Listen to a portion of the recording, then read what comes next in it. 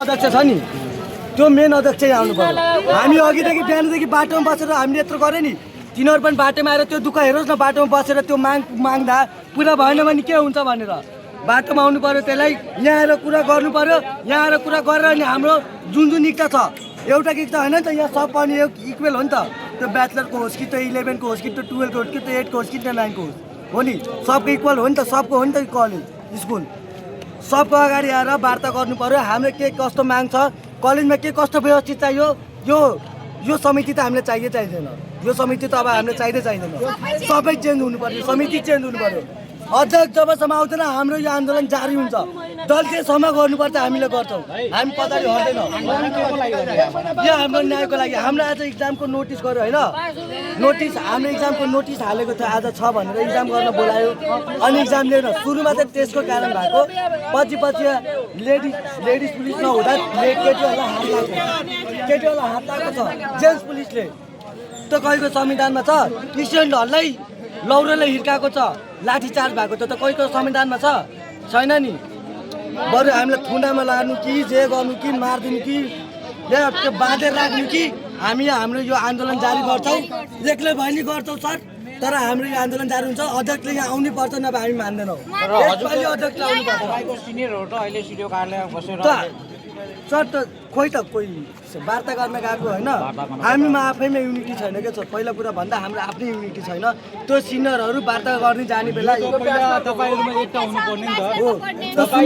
यो ब्याचलरको केटाहरूले हामीसँग एकचोटि पनि भनेको भए हामी त्यत्रो कराई मरिरहेको छु, सबको लागि मरिरहेको छु, तर तिनीहरूले हामीले एकचोटि इन्फर्मेसन गर्न हामी वार्ता गर्न गइरहेको छु भनेर। तपाईँहरू यहाँ यसरी बसिराख्नुपर्छ। तपाईँको सिनियरहरू वार्ता गरिरहेका छन् होइन, हामीले त्यो वार्तासँग हामी मान्दैनौँ। हाम्रो करियर, हाम्रो भविष्य फर्काइदिनु पर्यो, नभए हामी केही मान्दैन। हाम्रो भविष्य फर्काउन सक्छ तिनीहरूले, हाम्रो भविष्य फर्काउन सक्छ दुसरको। त्यसो भए सिडिओ कार्यालयमा अगर वार्ता भए पनि तपाईँहरू होइन, हामी मान्नेवाला छैनौँ। त्यो कुरा त हुँदैन। त्यो बाटो साटो होइन, अध्यक्ष नै बाटोमा आउनुपर्छ।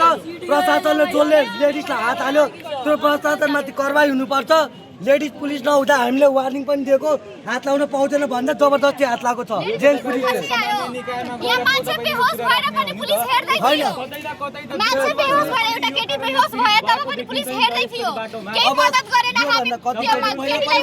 वार्ता पनि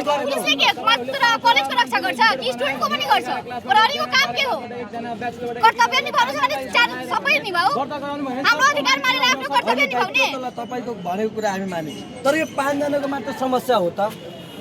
यो 5 जनाको मात्र समस्या हो रे। कलेजको हो नि त, सब कलेजको अगाडि निकास हुनु पर्यो, सबको अगाडि वार्ता हुनु पर्यो, नभए हामी मान्नेवाला छैन। यसपालि त जे हुन्छ हरिकेतनको हिस्ट्री याद गर्छौँ। हरिकेतनको हिस्ट्री हामी योभन्दा पहिला अब आन्दोलन भएको थियो, वार्ता भएको थियो, तर केही नियम कानुनमा भएन। वार्ता गरेर कति नियम कानुन, वार्ता गर्ने नियम कानुनमा चेन्जै नहुने, त्यसो गरेर मात्र भएन नि त। हामीले त न्याय चाहियो नि त। हाम्रो त नभए हाम्रो 2 वर्ष फर्काइदियो, नभए हाम्रो आन्दोलन जारी हुन्छ, नभए अध्यक्ष ल्याएर यहाँ हामीसँग वार्ता गर्नुपर्छ। हामी बाटोमा अब उत्रिसकेका छौँ। अब स्टुडेन्टहरूले हेरेर सपोर्ट गर्छ भने ठिकै छ, अरू कलेज स्टुडेन्टहरूले पनि यो कुरामा सपोर्ट गर्यो भने ठिक छ। अब गरेन भने त हामी आफै क्यापिटल छ। हामी यही माग्छ, समिति खारेज गर्नुपर्ने मुख्य उद्देश्य किनकि तिनीहरूको केही कुरा व्यवस्थित छैन। यहाँको पहिला त तिनीहरूको आफैमा व्यवस्थित छैन। तिनीहरूको पर्सनल झगडा कारण हाम्रो इक्जाम जहिले टाढिने, पर्सनल झगडा कारण। आज बाटोमा पनि कतिजनाले भिडियो बनाएको थियो, बाटोमै त्यो टिचरहरू आफैमा जुधिरहेको थियो। तिनीहरूकै आफ्नो प्रश्न कारण हाम्रो इक्जामहरू यसरी टालिरहेको छ। अब तपाईँहरूको पर्सनल झगडा हामीलाई पोकेर स्टुडेन्टलाई पोकेर हुन्छ, टिचरको पर्सनल झगडा स्टुडेन्टमाथि पोकेर हुन्छ।